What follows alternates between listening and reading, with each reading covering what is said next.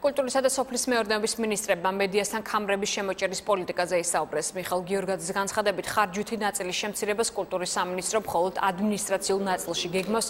რაც შეეხება პროგრამულ ნაწილს, მინისტრის თქმით, მიუხედავად არსებული მძიმე ეკონომიკური პირობებისა, კულტურის განვითარებას ქვეყანაში ფინანსები არ უნდა მოაკლდეს.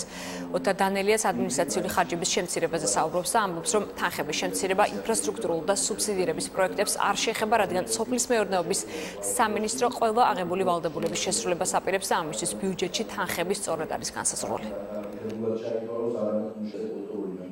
შემოჭერა ქამრის იგეგმება ადმინისტრაციული ხარჯების თვალსაზრისით. არ ვფიქრობ, რომ სწორი იქნება პროგრამული ხარჯების შეზღუდვა, იმიტომ რომ უაღრესად საინტერესო და მნიშვნელოვანი პროექტები გვაქვს დაძრული წელს. ეს ნამდვილად არის საწვავის ნაწილში, სადაც შეიძლება ამის გაკეთება, ეს გახლავთ წარმომადგენლობითი ხარჯები, სამეურნეობო ხარჯები, სატელეკომუნიკაციო ხარჯები, ეს გახლავთ ძირითადი მიმართულება. ბუნებრივია ჩვენ ამ ეტაპზე არ განვიხილავთ ინფრასტრუქტურული პროექტების ნაწილში და სუბსიდირების ნაწილში რაიმე ცვლილებებს. ყველა ის ვალდებულება, რომელიც აღებული გვაქვს, უნდა შევასრულოთ და ამისთვის ის ბიუჯეტი, რომელიც არის დამტკიცებული, მერწმუნეთ, რომ არის ძალიან ზუსტად გათვლილი და შესაბამისად კორექტირებების არანაირი შესაძლებლობა არ არსებობს.